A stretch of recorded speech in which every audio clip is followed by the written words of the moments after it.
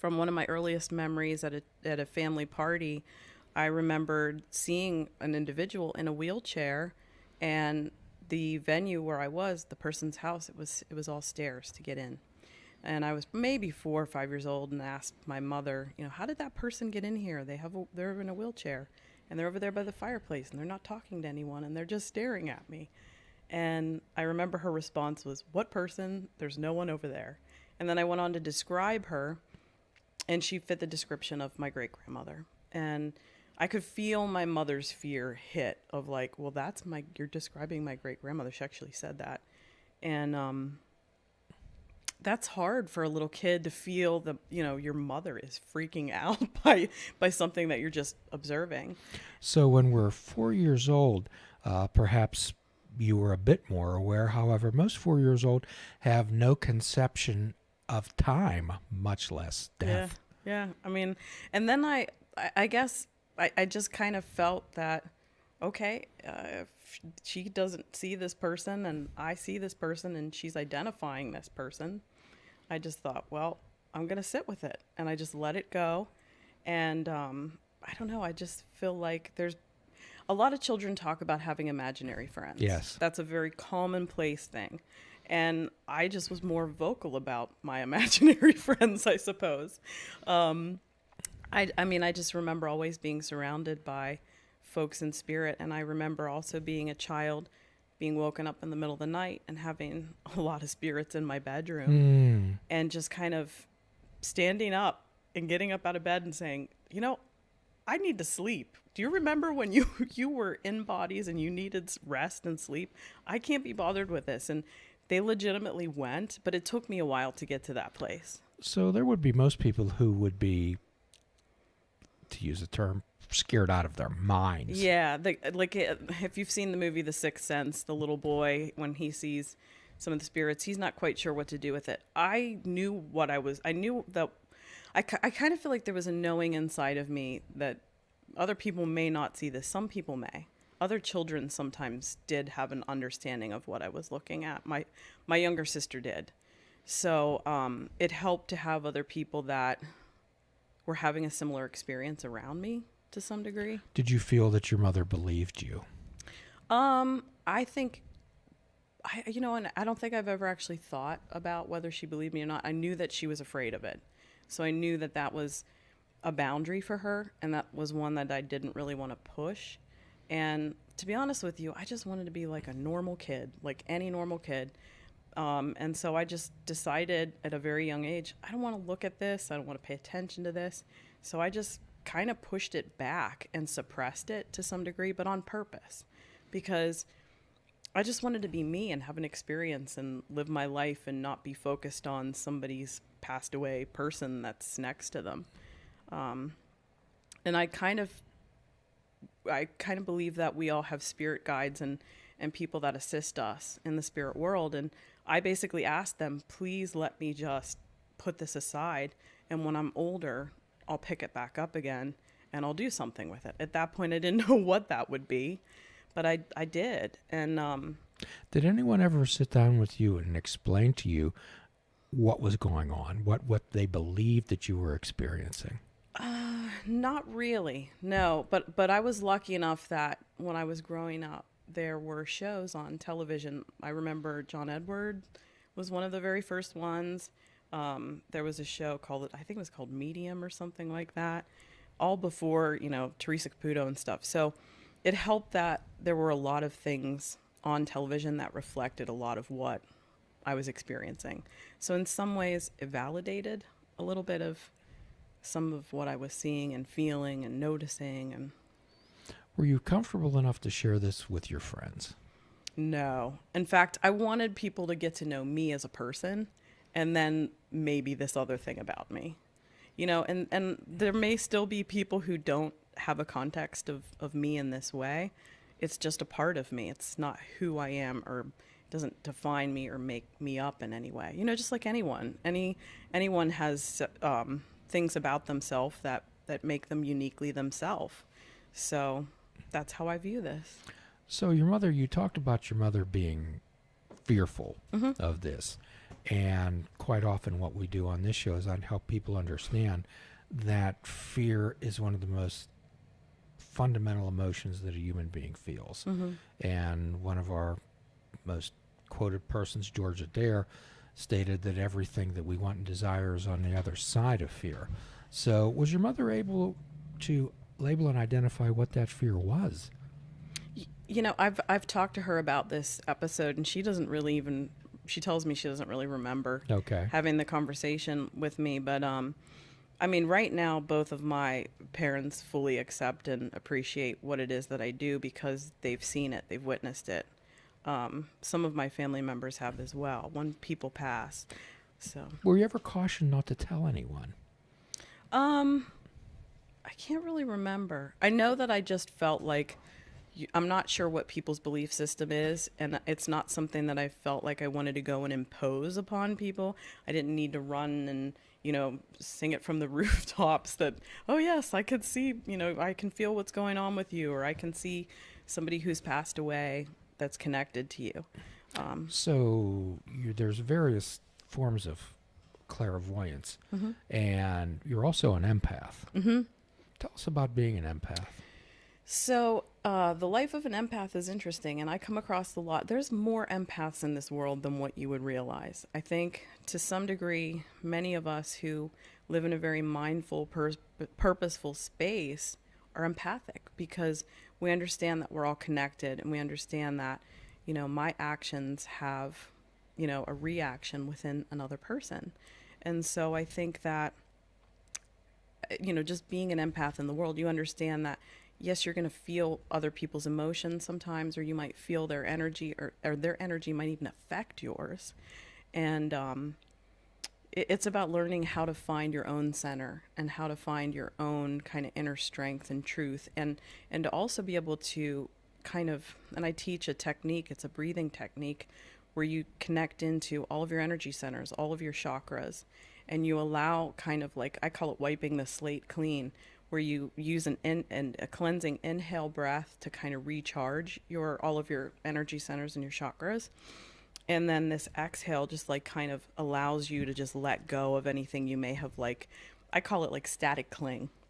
You know, people's energy statically clings to you. I like And that. I say, you know, you could pick this up when you're just standing at the grocery store and somebody's having a bad day. You can feel it. It's palpable. You can feel when someone is agitated. I mean, I'm sure you've ever been in a space where someone gets up and makes a big scene.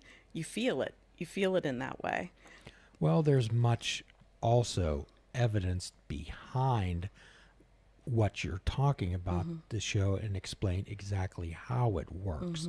Our brain's a really magnificent instrument. However, it can also, I always say, magicians use sleight of hand. Our brains can use sleight of mind. Yes. And it's interesting, too, when you can see people's energy fields, how they're affected by each other. And you can see, you know, if someone walks in and they're calm or they're happy, you can watch them raise other people's spirits just the same way that you see someone come in and their energy is dense and heavy and just draws a lot of people down. Well, one of the most common chanting mantras is So Hum. I am that, meaning that in the Buddhist Hindu world, it's we all believe we're made of made of energy, and we're made up of the same type of energy as the birds. We're all made up of the same type of energy of the birds, the rocks, the trees, the dirt, and so we're all that, where I am that, which translates into the Buddha's precept against intentional killing, which why would I want to kill something which is part of me? Right. Yeah, totally. I had a really profound spiritual experience that kind of really solidified that for me, and I actually saw it with my own eyes. I was in the woods, and I had made a Native American hand drum, and I just went into this kind of trance-like state, and when I came out of it, I noticed a spider web was on my drum, and it connected to a tree, that connected to another tree, that connected to the ground, and it just went on infinitum, and it was like I could trace this web everywhere, and then suddenly I lost the definition for things, and I lost the sense of myself, and I had this overwhelming sense of connectivity with it. And man, what a beautiful moment that was for me. And again, what you're talking about is, again, the Buddhist term Nagata means no self. Yeah. And yeah, I know exactly what you're saying. That's, I guess, the closest I could come to describing that and really feeling that. So, however, some of the things we talk about, we help people do is we disconnect to connect. Right. Okay. And I know that this world's so full of sight, sounds, and images, and we're being bombarded with all of this information every moment, 24 hours a day. And it seems like people are addicted to that and feel like we're missing something if we're not part of that. Agreed. Yeah. I mean, one of the things that I think is important is that we all kind of learn how to disconnect. Like you were just saying, it's really important to learn what recharges you. Well, quite often we help people learn how to hit that reset button, even if they have to do it many times a day, by paying attention on purpose. And also that one of the concepts that we try to get across to people is that we're spiritual beings. We happen to be having this human experience, and it's the human experience that doodles us up and our concern with it, and that life's absurd. Yeah. I oftentimes tell people, remember, this is just a meat suit that we wear. This is temporary. What's inside of us is the thing that we are, and it's formless and timeless. And right, when we talk about the inner beauty, but how did you handle being able to walk around and feeling people's pain? You do learn to kind of disconnect. You do. You learn that because it's a survival mechanism, because you just can't feel all the time. So to some people, I remember growing up, being, in high school and in junior high and walking down the hall and just saying hello to people, but not really being present, not really being there, and kind of insulating myself and not really paying attention to like feeling. I just kind of disconnected, because who wants to feel teenagers? You know what I'm saying? Everyone's awkward and in this stage of like feeling very self-critical and all this. So. Okay, so do you think that you were perhaps in jail? You'd be called an old head because you were perhaps a little bit disconnected. You were what I like to call a few standard deviations away from what their norm would be. Yeah, probably. I mean, I had to disconnect just for survival, because I would have been completely drained every day. So how did this interaction socially for you? It's funny because like what I would do is just make a lot of jokes. I was class clown. I really learned to just kind of focus my energy in spaces where I could try to raise the vibe rather than connect to a space where it's yucky or whatever. So who did you have to actually share these things with and discuss and say, hey, here's what's going on in my life? I mean, I never really did feel like it overwhelmed me, because I really shut it down when I was growing up. But luckily, when I so for most of my childhood, I really did suppress it, and even early adolescence. But then once I got to be around college, a lot of my psychic visions started coming back. So much so that, when I would go out with friends, I would see what could potentially happen if we didn't, if somebody that wasn't the designated driver. And I remember seeing this whole experience and explaining it to a friend of mine, and I said, you absolutely have to be dry tonight, because I saw this car accident. I saw it happen here. I saw it happen at this time. I looked at the dash and I described the vehicles involved with it. So we go out that evening and we come back, and she held it. She was fine.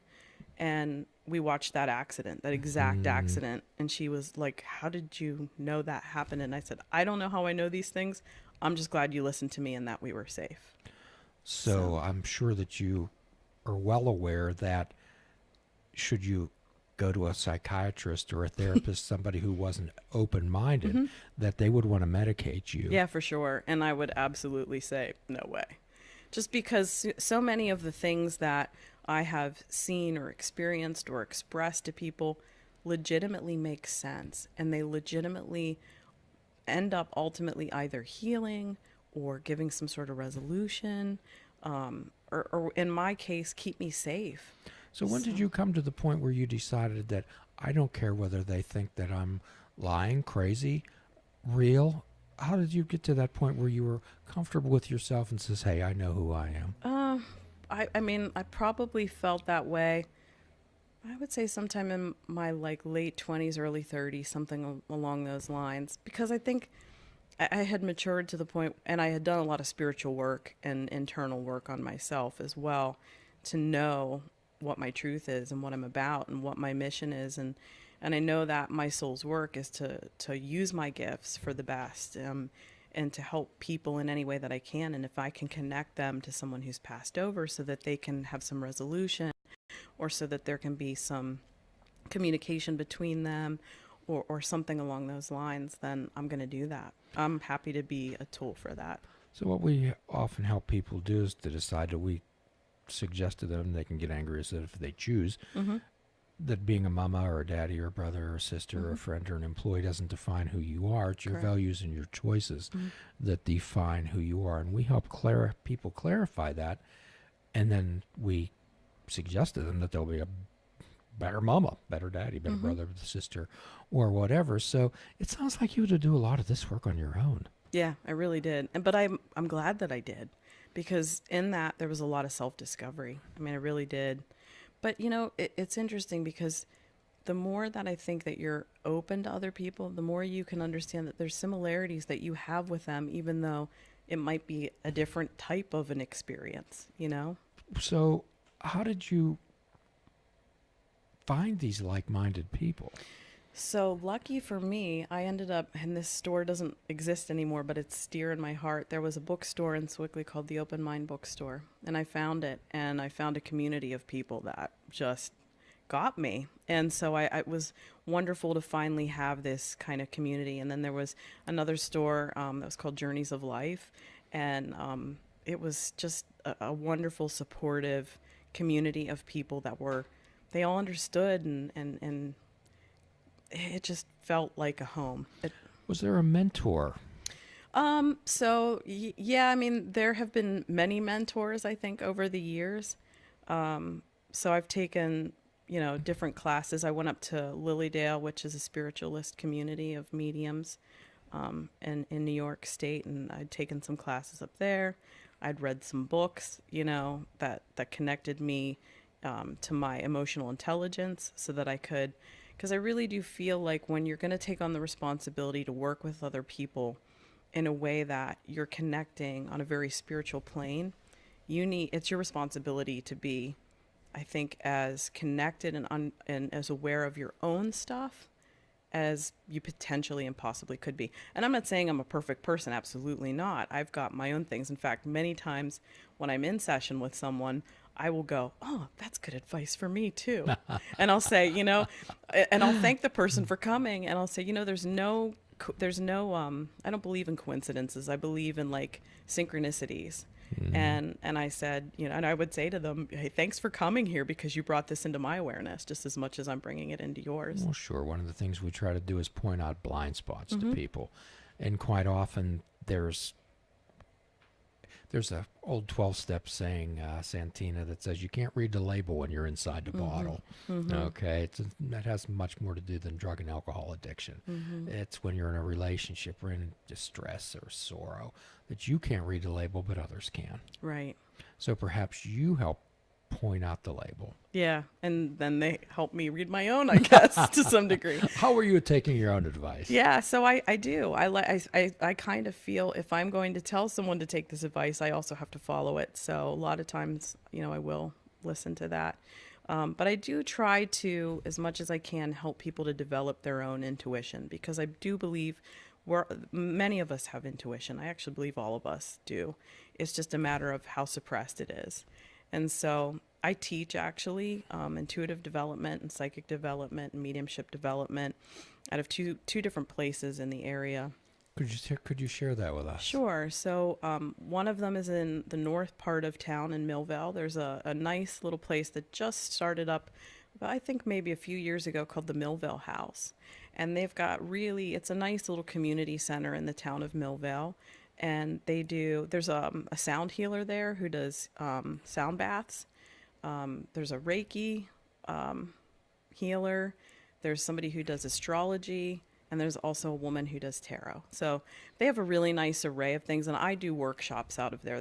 So I think our next one will be in December, and we're going to do it on angel communication because, you know, 'tis the season for everyone to be having angels on their tree. But it's like, well, let's not just put the ornament out there. Let's connect in with that angelic realm and that energy of helping and healing and being an angel in this world.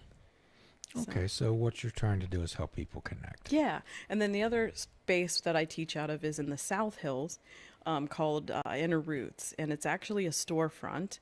And then they have workshops in the back. So I do a monthly psychic development class there that's normally the second Friday of the month.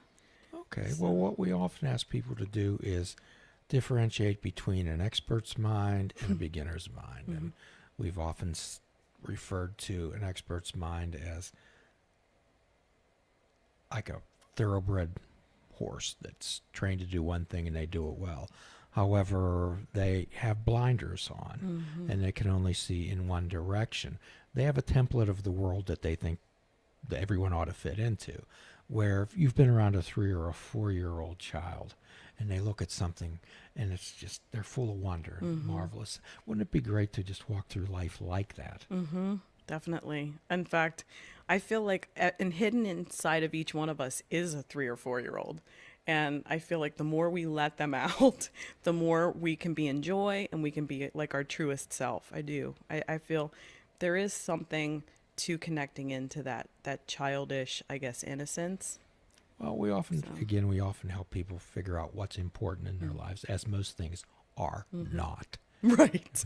There's no prize for being the richest person in the cemetery. No. I often, and I try to put that in perspective. It's hard, as a human being in this world, to go, am I going to really care about that on my deathbed? Is that going to make a difference? Well, quite often I'll ask people, well, what do you want on your tombstone? I clean the house every day really good. Right. Right. And it's like, I don't even really care what's on my tombstone or if I even have one, to be honest with you. Because, yeah. Well, we often talk about time traveling on this show, frequent flyer miles to the past and the future, brief layovers in the present.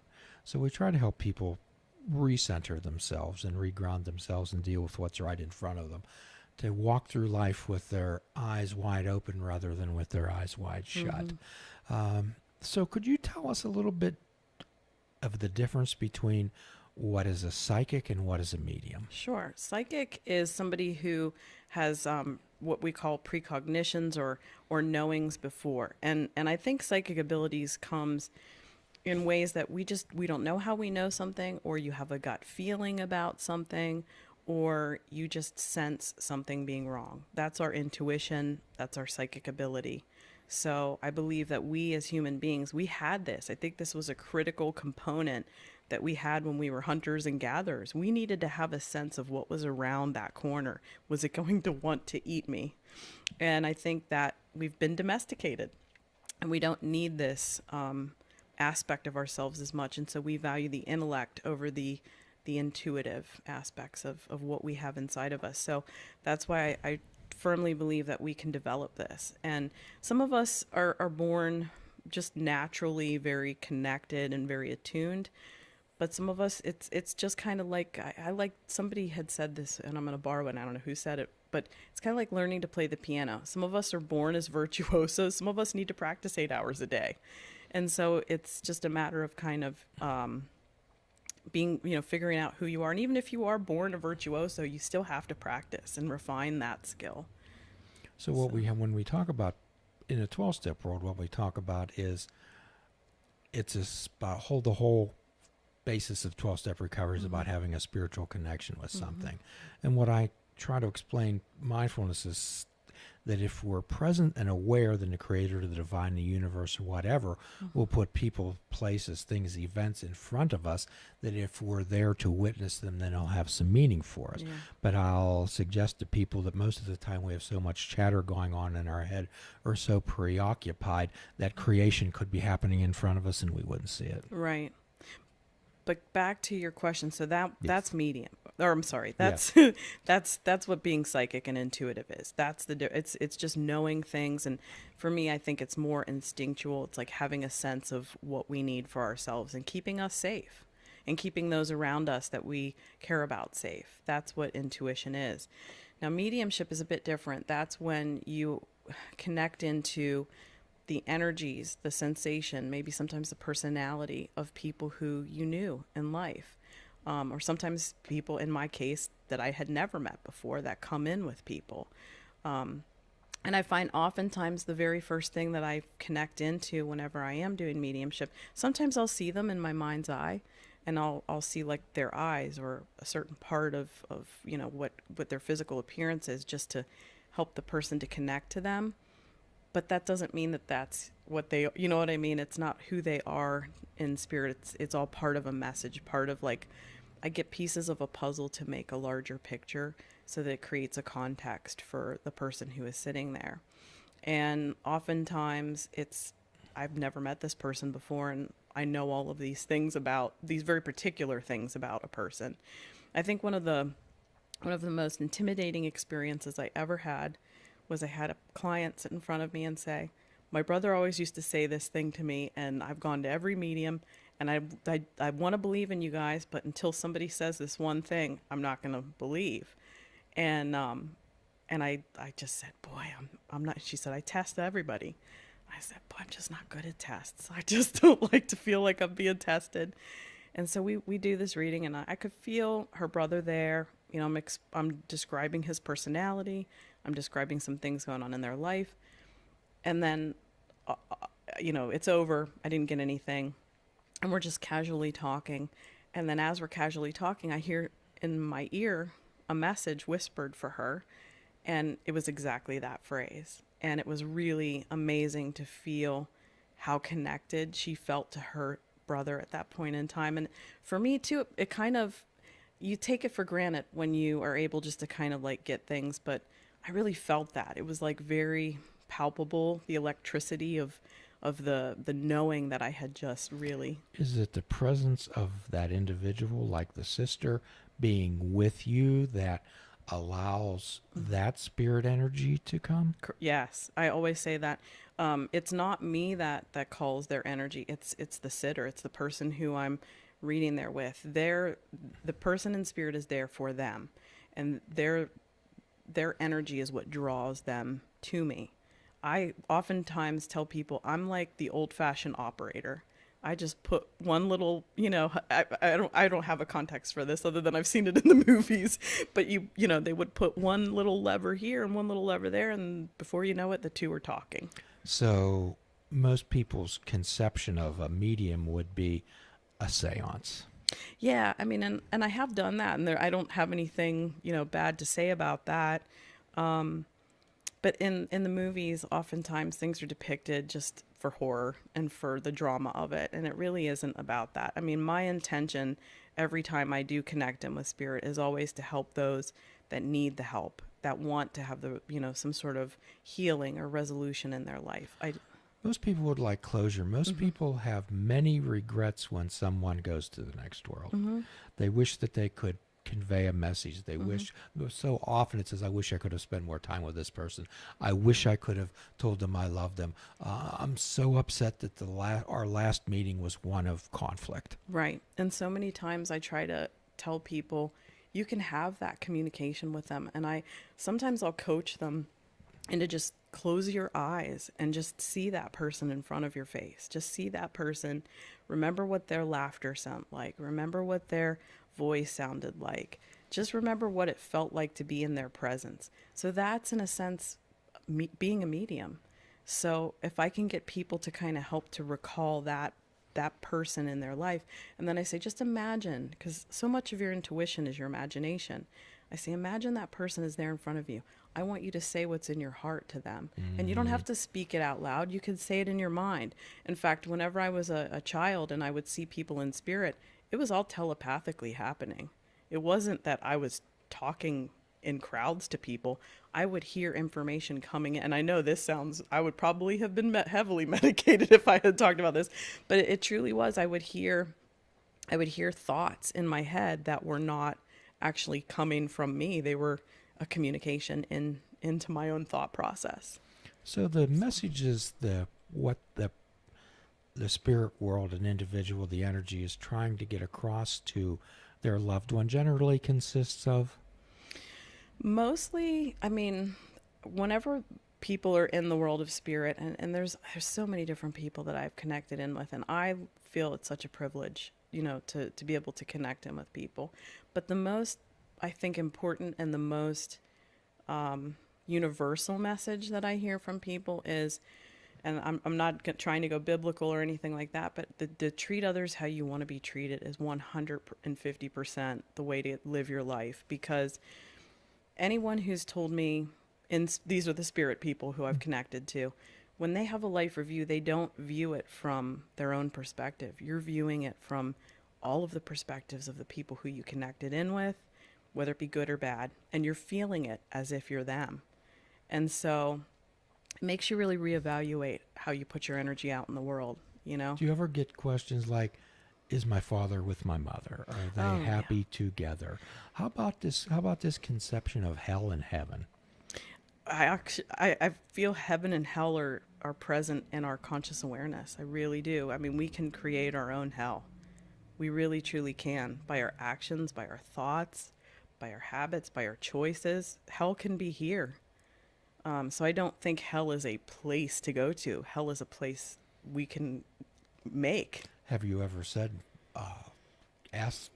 been asked by someone, is my mother in hell? Not really. I don't think anyone has ever. Now, I have connected with people who, in the spirit world, have taken their own life. Mm-hmm. And people are often, are they in heaven? How do I know that they're in heaven?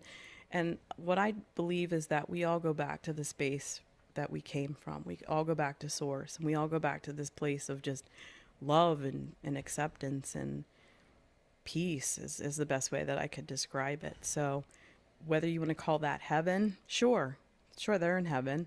But I think heaven can be here on earth too. It can be, I really feel that heaven and hell are things that we create, Well, most of these terms have been created by other people as partially control, I believe, and everybody can get upset with that if they choose to. Right. However, most people, when they view spirits, what conjures up into their mind is ghosts. Mm-hmm. And do you have people have that conception? Because most of the things about ghosts have been by horror writers and movies. Right. And again, fear is oftentimes things that we don't completely understand. And so, I respect people that are into ghost hunting and want to do that kind of thing, but don't take me along because I'll ruin the fun for you and just give you the message of what they're just trying to say. So EVPs and stuff like that are great and fun, whenever you get electronic voice phenomenons from spirit. But I could just directly tell you what they're saying and what they're about and all that good stuff. And are there, negative energies? Absolutely. But it's kind of like in life, you connect what you resonate, So if I'm going to be, I personally make it a point not to try to connect in with anything that would be negative or want to harm. I've been in spaces where I've connected in with that and felt it just because of the residual energy in that space. But, I feel a strong connection to my own angels, to my own guides, and I feel very protected. And whenever I feel I'm in a space that I don't want to be in, I simply remove myself. And I often tell people, because people are afraid, oh, well, if I go into a space that's haunted or has bad energy or negativity, am I going to take that? That's an interesting word. Could you play more up on the haunted aspect? Yeah, so they talk about, well, if I go in there, am I going to take that home with me? And I say, well, if you want to, you can. So if you don't want to, then make it clear that nothing is allowed to connect with you in that way. And I said, and keep your energy high and don't be afraid, because the fear is the doorway in. And so... Could you repeat that, please? The fear is the doorway in for evil or malevolence or any of that stuff. I heard you. I just wanted everyone out there to Yeah. repeat that, because my own philosophy is that the only power these things have is the power you give them. It's true. And I think this is something you've probably heard over and over again, but fear is that false evidence appearing real.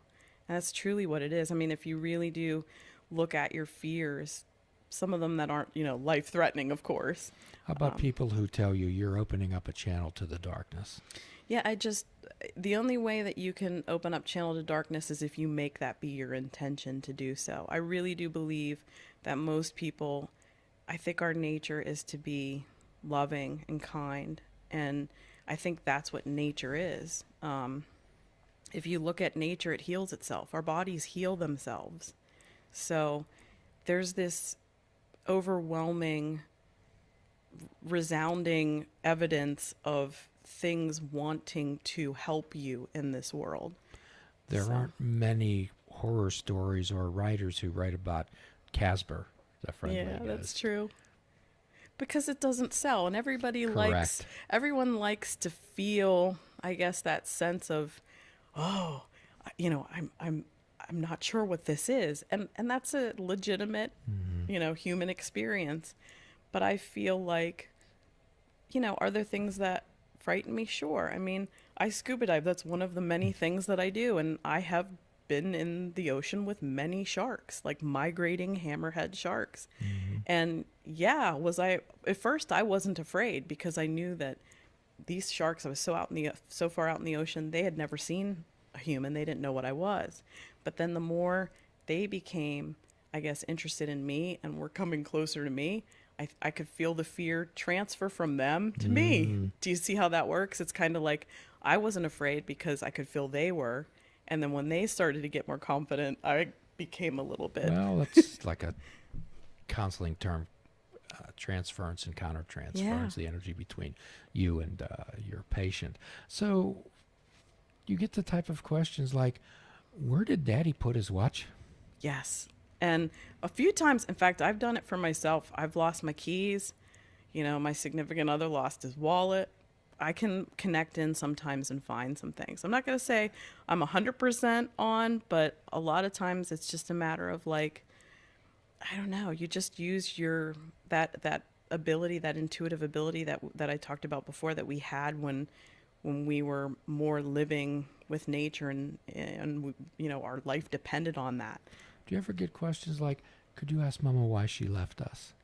Or something like that. I don't think I've ever had a question quite like that. A lot of times what'll happen is spirit will bring me the message before the person gets the opportunity to ask the question. Okay. It's like I'll say to someone maybe halfway through the reading, do you have any questions? And they'll say, no, actually, we've covered most of them. And that's when I know I'm being a good operator. Do you know what I mean? That the signal is working. I like that term. So I'm sure you probably get some people that want to know the lottery numbers. I don't do that. Yeah. You might get that question. I know there are people who can do that, but I'm not one of them.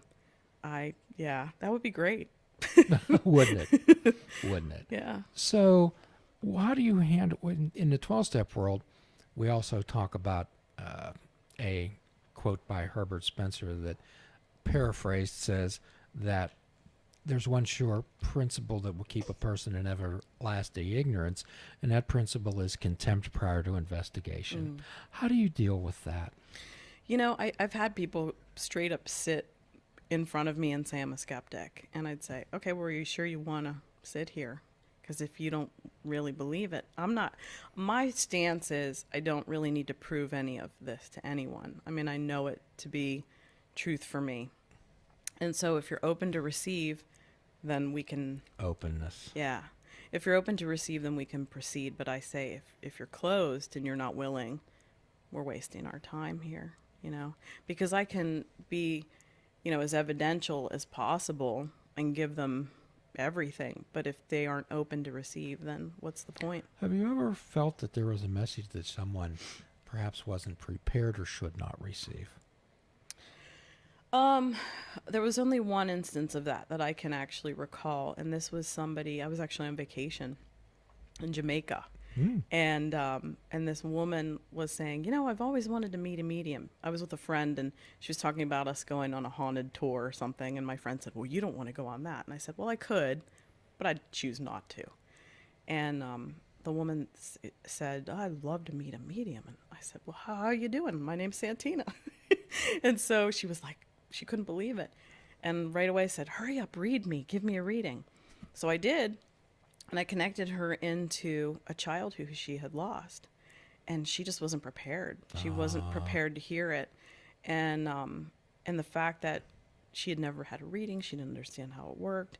And I'm not normally in that kind of a put you on the spot kind of Sure. space.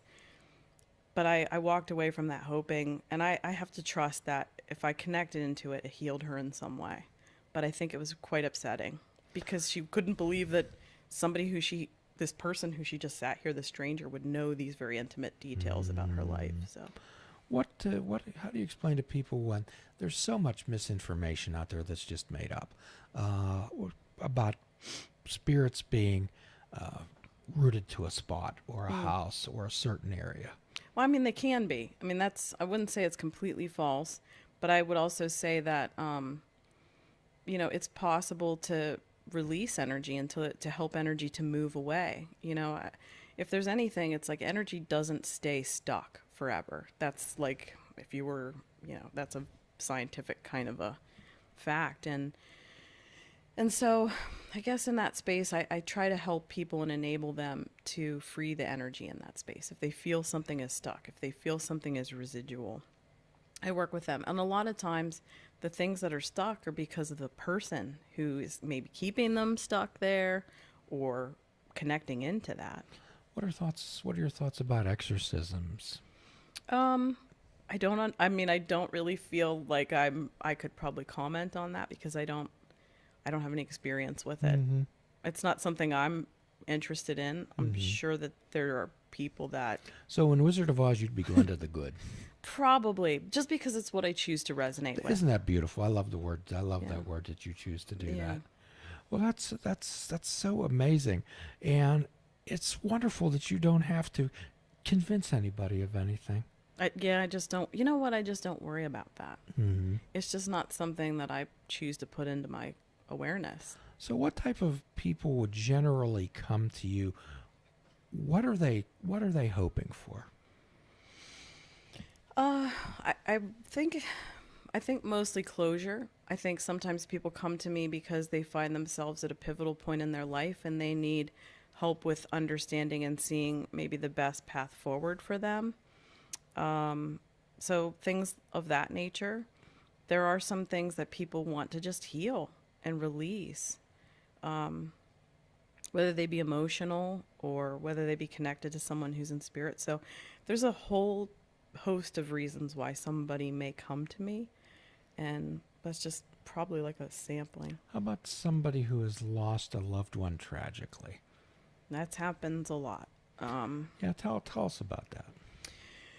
I mean, I would never want to get into any details of course. for anything, but yeah, there's a lot of stuff that I have to connect into that's tragic, and it's hard. And sometimes as a medium, I find myself getting extremely emotional and crying. Mm-hmm. And I will cry and I will weep because to me that's part of the message. And part of being a medium is transferring and letting folks know that it's okay to release.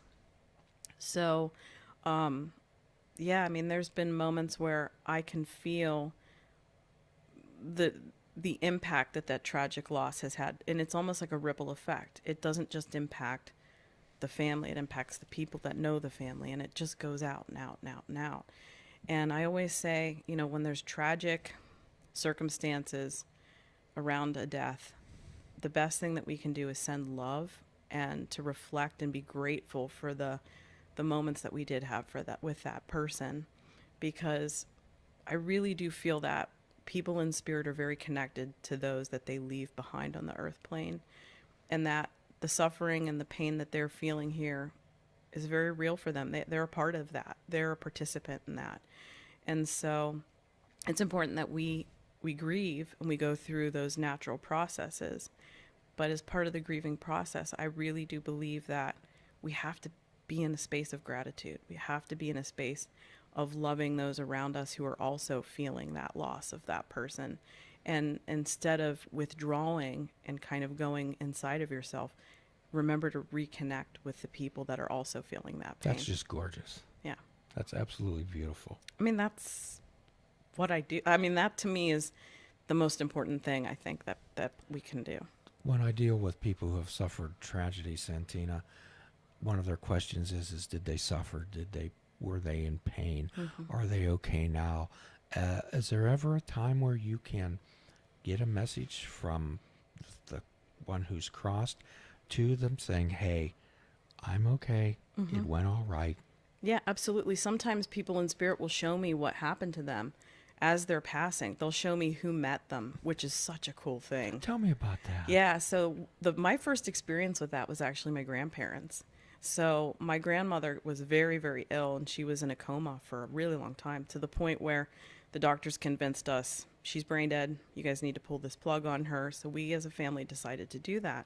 But the night prior, my family and I, some of my family members, we decided to stay up and just reminisce and talk about all these wonderful memories we had with her. Because I've always heard, when folks are in a coma, they're very aware of what's going on around them. So the next day, it was a wonderful time. We just cried and laughed, and it was just a nice visit. So the next day, we did this thing. My grandmother wakes up. She's supposed to die. And she kind of looks around the room and says, what is everybody doing here and what's going on? And we were all crying because it was just almost like a miracle. And so we got 2 extra weeks with her. And in that time, she told me that she was able to speak to my cousin who had just passed a few years before. He actually died of a drug overdose. And so anyways, she told me that he had told her about me. And he coincidentally had the same name as her doctor. And I said, what, your doctor said something? And she said, no, him, my cousin's name. She said, him. And then I realized, oh, so she knows. And she said, so I know that you can talk to me when I'm not here. And being raised very Catholic, I never felt like that was something that I could express to her or that she would understand, but she did. And she kind of said to me, why didn't you ever tell me before? And I said, well, would you have understood? Would you have accepted that? And she said, probably not, but I get it now. So it was really cool for me to have that experience with her prior to her passing. And then the day before she passed, the doctors were going to release her to go home. And I had a knowing inside of me that I needed to go and be with her. And it was wonderful. I was with her the day before, and she ate lunch, and we had lunch together, and it was fantastic. And, I talked in terms that, oh yeah, you're going to go home. But I had a knowing that even though she looked well and the doctors told me she was going home, I just felt inside of myself, no, this is probably going to be the last time. And it was. And even being there in the room and watching her energy and her spirit leave her body it was amazing. So they were teachers for me. And I had that later on in life. And then when my grandfather passed, she came to visit him. And my grandfather expressed to me, your grandmother came down the stairs. She let me know that I'm going to be going up there with her tomorrow.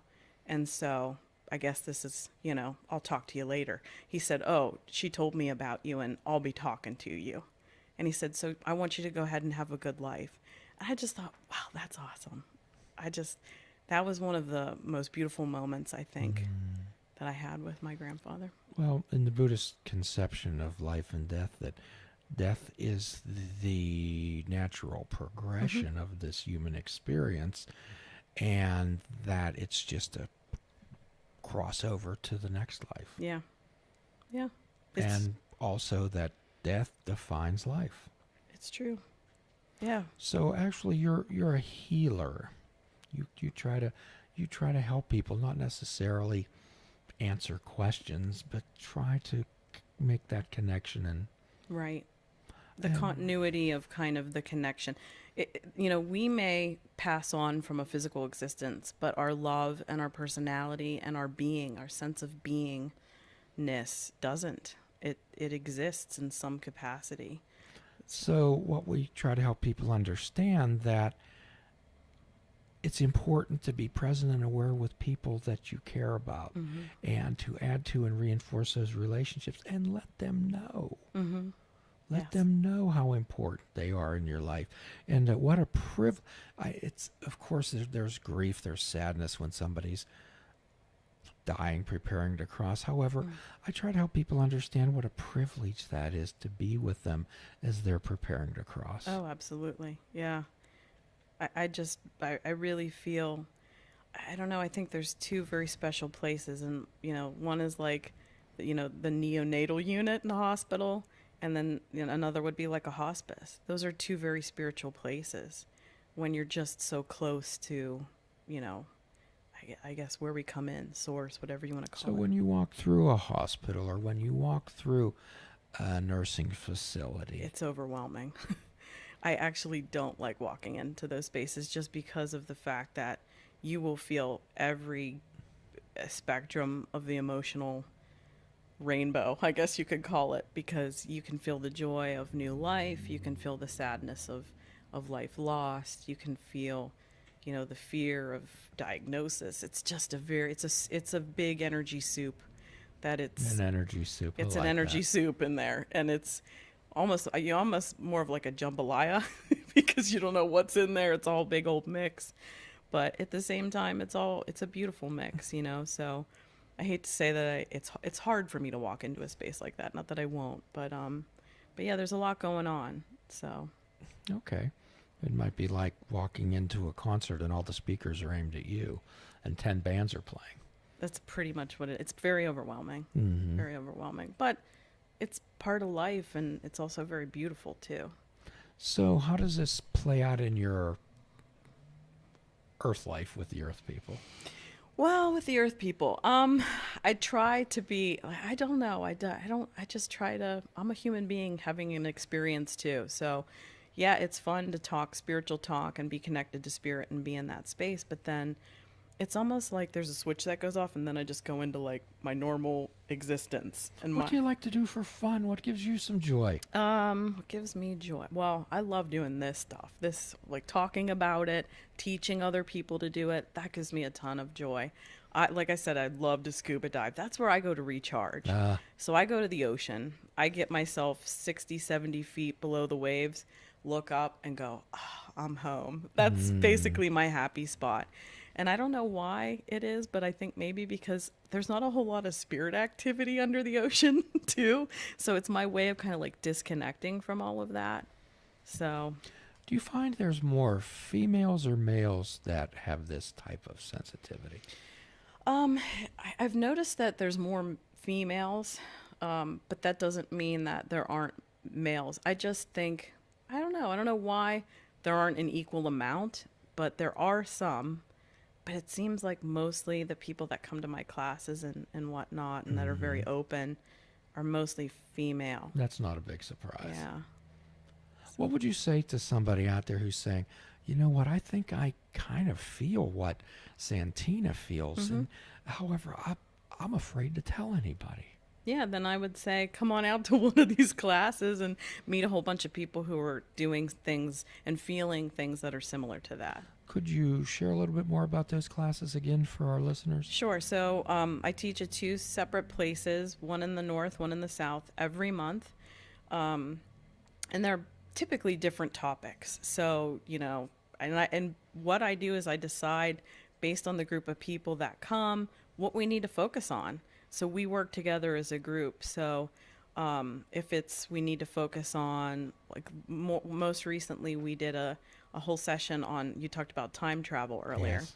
So we did it on our timelines and healing our timeline. So what we would do is we would identify a space in our past. So we would travel our timeline to a place in the past where we had some pain. And so we sat with ourselves in that space and we tried to release as much energy as we possibly could that we still felt emotionally to that. So you also talk about connection with your previous self, your inner self, your younger self. And we go to future self too. So we also went to the future and traveled down the timeline to where we want to be, what we want to manifest. And so what we did in this class was we did an exercise where we asked our future self, am I on the right path? And if I'm not, what do I need to adjust? It was really healing. It was really wonderful to hear that. Some of the things I heard, I didn't really want to hear, but I'm like, okay, I guess I got to do this. I guess I better do that, you know? So, Well, we always say it's action and effort in the present to make the future possible. yeah. And quite often I'll do an exercise with people where they meet their future self. And I ask them to write a letter to their present self from their future self, stating how much they appreciate the action and effort they're doing in their life to Oh, make I it love that. possible. That's great. That's great. Anything where you're doing some sort of a reflection from outside of your present space really gives you the perspective that, you know, right now is just so important.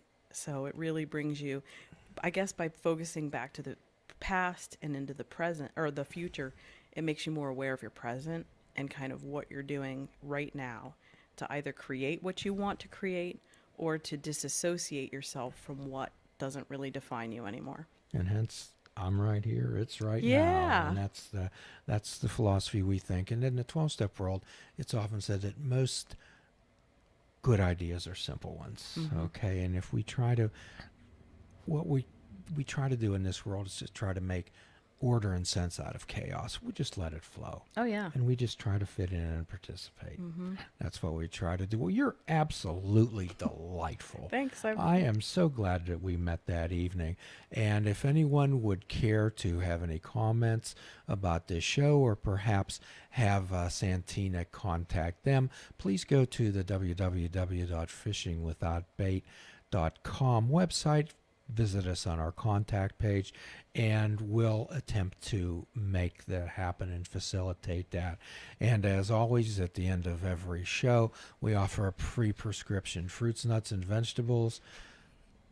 Shut off your TV and take up fishing. And for a truly mindful experience, we suggest that you fish without bait. Do a kindness for yourself, do a kindness for another. Forgive yourself and forgive another. Till all are free, none are free. Namaste.